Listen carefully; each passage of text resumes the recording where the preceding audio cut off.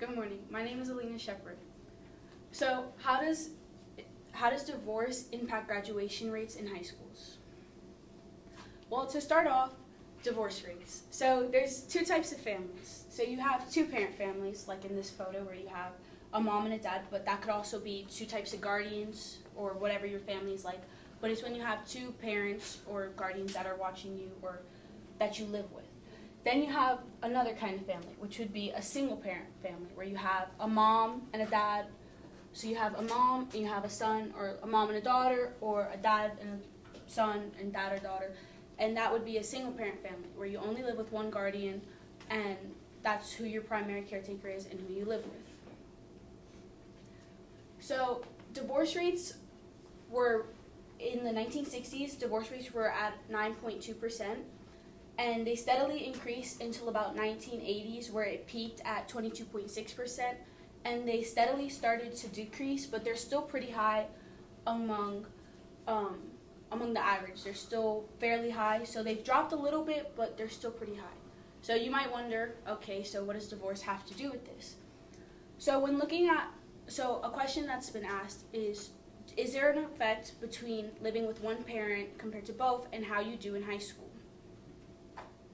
So when you're looking at divorce rates, you have different ethnic groups. So you have whites, black, Asians, and Hispanics. Another standpoint that people have taken is that it also depends on the education level that your mom or your guardian has had before you. And that is also what can affect how you do in high school. So you have divorce rates among people, and you also have high school, their GED, some college, and multiple college degrees. And you see the rates of how people did and how the different groups were and how they were labeled and how some had no college or some had, and you see how that affected different people. So you have different living arrangements. So the groups are non-Hispanic, white, black, Hispanic, and Asian. So you have living with two parents, mother only, father only, or living with no parent. And you see these different rates. So among living with two parents, it's mainly Asians and whites, and living with mother only is mainly blacks and Hispanics.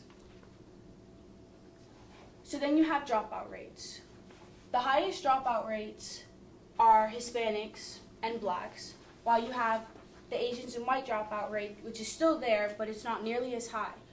So you can conclude that it's from living with the different parents. So that living with one parent compared to both has an increase on how much kids drop out. You also have Florida graduation rates. So you have, in 2004, when divorce was peaking, you still have that 59.2% of kids were dropping out.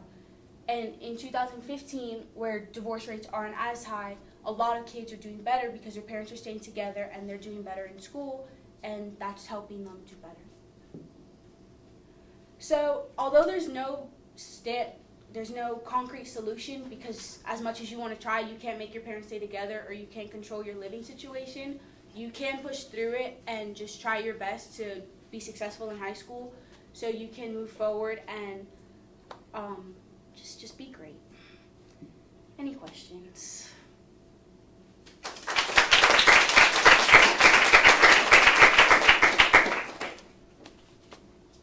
Sorry, I'm scribbling.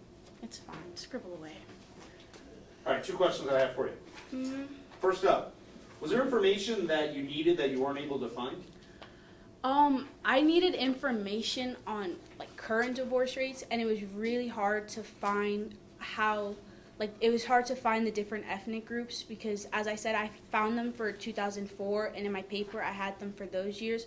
But for this year, 2016-17, it was really hard to find the divorce rates.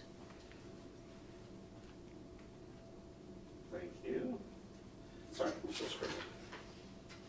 I don't know if that's The other question, if you had more time, what additional research would you have included? If I had more time, I would have included that I would have done more research on how many kids are living with one parent. I would have expanded on that and found more data and more sources to find a more broad spectrum of the research. All right, cool. Thank you.